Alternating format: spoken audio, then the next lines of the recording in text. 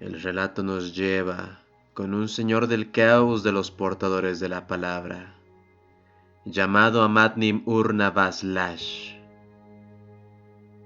un veterano de la herejía de Horus, cuyo objetivo principal era la conquista del mundo cardenalicio de Almacia, y ya que debajo de su superficie había un portador de la palabra encarcelado.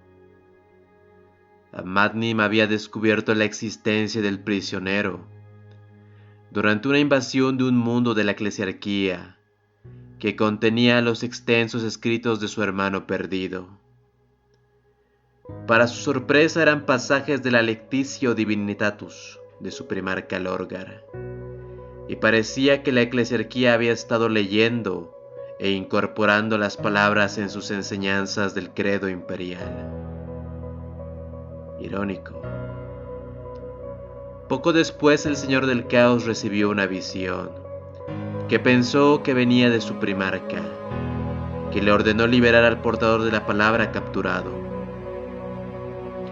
Esto llevó a Amadnim a creer que él sería el elegido para poner fin al aislamiento autoimpuesto de Lorgar, y que permitiría que su padre volviese a poner a los portadores de la palabra bajo su mando único.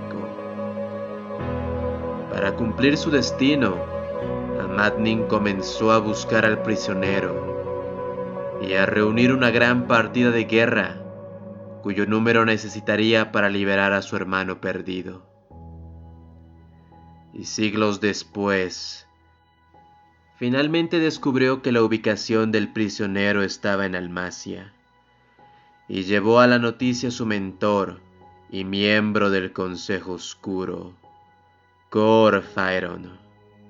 Allí el Cardenal Oscuro ordenó personalmente al Señor del Caos traer a su hermano capturado de regreso a Sicarus. Cuando Amadnim comenzó la invasión, el Señor del Caos se había vuelto extremadamente poderoso y se había convertido en un rival para los semidioses y los príncipes demonio. También poseía 100 mundos y controlaba tanto un gran ejército como una armada encabezada por su buque insignia, el Gloria Eterna, una nave que había robado a los ultramarines.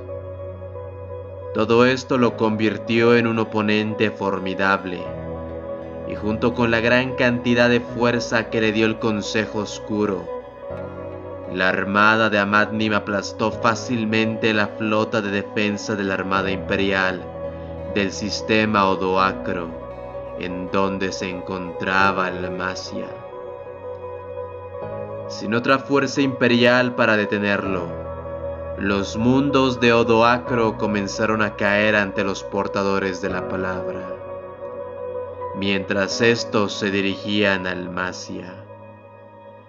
Sin embargo, no todos los portadores de la palabra bajo su mando querían que Amadnim tuviera éxito, ya que Erebus había infiltrado a muchos de sus agentes dentro de la partida de guerra. La esperanza que Amadnim era que el regreso de Lorgar disminuiría la influencia de Erebus en los portadores de la palabra, y por ello el primer apóstol ordenó a sus afines, como el apóstol oscuro Lambnu, que se aseguraran de que eso no sucediese. Amadnim era completamente consciente de estas estratagemas, por lo que trató en repetidas ocasiones de convencer al apóstol oscuro de que se volviera contra Erebus, y ya que simplemente matar a Lamnu invitaría a otros a desafiar el dominio de Amadnim. Sin embargo, cada uno de sus intentos de atraer al sacerdote a su bando fracasaron, y pronto se presentó una nueva amenaza a la misión del Señor del Caos, a medida que los portadores de la palabra se acercaban a Almacia.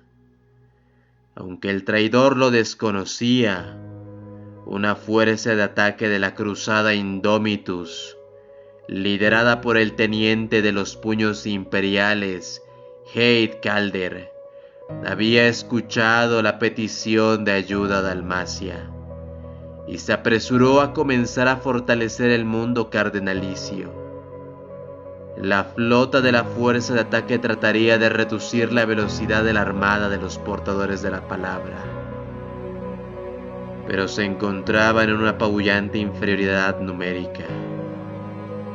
Mientras que Amadnim perdió varios buques de guerra por sus ataques, el Señor del Caos orquestó varias emboscadas que destruyeron la mayor parte de la flota de la fuerza de ataque Indomitus.